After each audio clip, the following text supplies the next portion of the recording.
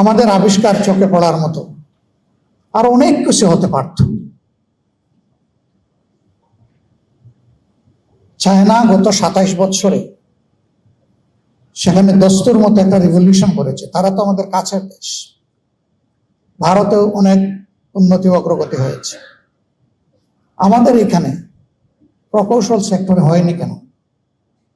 3 কারণে। প্রথমে ইন্টেনশনের অভাব বা প্ল্যানের অভাব, দ্বিতীয়ত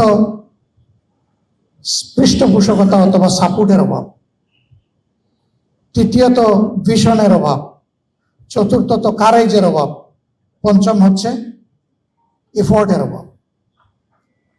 এই 5 অভাবের কারণে আমরা পিছিয়ে পড়ে আছি।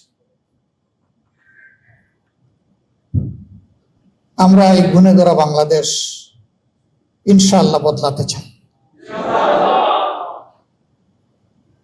এবং জনগণের সহযোগিতা পেলে, আল্লাহ তাআলার আসমানি সাহায্য পেলে ইনশাআল্লাহ এটা সম্ভব।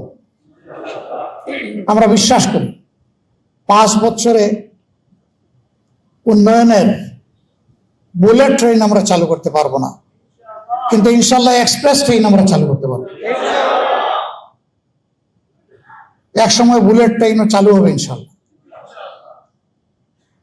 ইনার্সি অফ মোশনে তখন সিভিলাইজেশন সামনের দিকে চলতে থাকবে আল্লাহ চাই। আমাদের সমাজে দায়িত্ববোধের চাইতে মর্যাদার লড়াইটা বেশি হয়।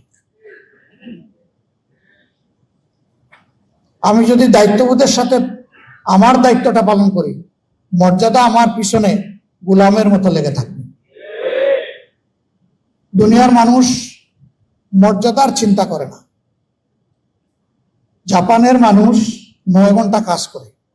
এই 9 ঘন্টার ভিতরে 1 ঘন্টা তাদের লেজার পিরিয়ড, 40 মিনিট তাদের লাঞ্চের জন্য,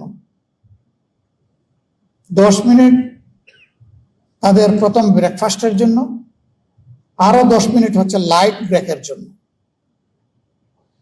এই 1 ঘন্টা সময়ের ভিতরে সে তার বন্ধু বান্ধব, পরিবার, কারো সাথে কথা বলতে হলে এই সময়টাই বলবে, কিন্তু বাকি 8 ঘন্টা তার মোবাইল অফ, সাইলেন্ট নয়, অফ। কারণ সে বলে যে এই সময়টা তো আমার না, এই সময়টা আমার এমপ্লয়ারের। এটি আমার সরকার হতে পারে অথবা এটি কোনো কোম্পানি হতে পারে। আমি আমার এমপ্লয়ারের সময় অপচয় করার কোনো অধিকার রাখি না। ভাই, তারা তো আর আমাদের মতো আমানতু বিল্লাহি কাবিলতু জামিয়া বলে নাই তো। তাদের এই অনুভূতির কারণে আজকে বিশ্বে যদি একটা মর্যাদাপূর্ণ দেশ হিসেবে তারা দাঁড়াতে পারে, আমরা কেন, যারা বলেছি আমরা ঈমান আনলাম সবকিছুতে আল্লাহর উপরে, আমরা কেন পারি না? তাদের ওখানে সবার পিছনে তো গোয়েন্দা লাগানো না, কিন্তু তার বিবেকের গোয়েন্দা তাকে প্রতিনিয়ত সজাগ করে রাখে, তোমার কাজ তুমি করে যাও, কাজে অবহেলা করবা না।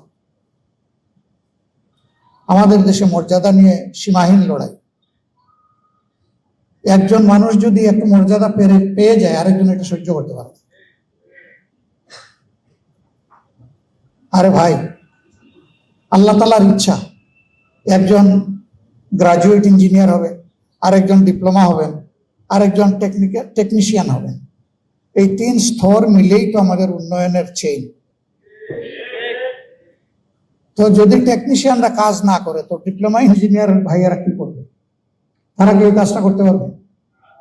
আবার ডিপ্লোমা ইঞ্জিনিয়াররা যদি ফিল্ড লেভেলে টেকনিশিয়ানদেরকে প্রপার সাপোর্ট না দেয়, তাহলে গ্রাজুয়েট ইঞ্জিনিয়ার যারা, তারা কি বাকিটা সব কুলিয়ে ফেলতে পারবে? পারবে না।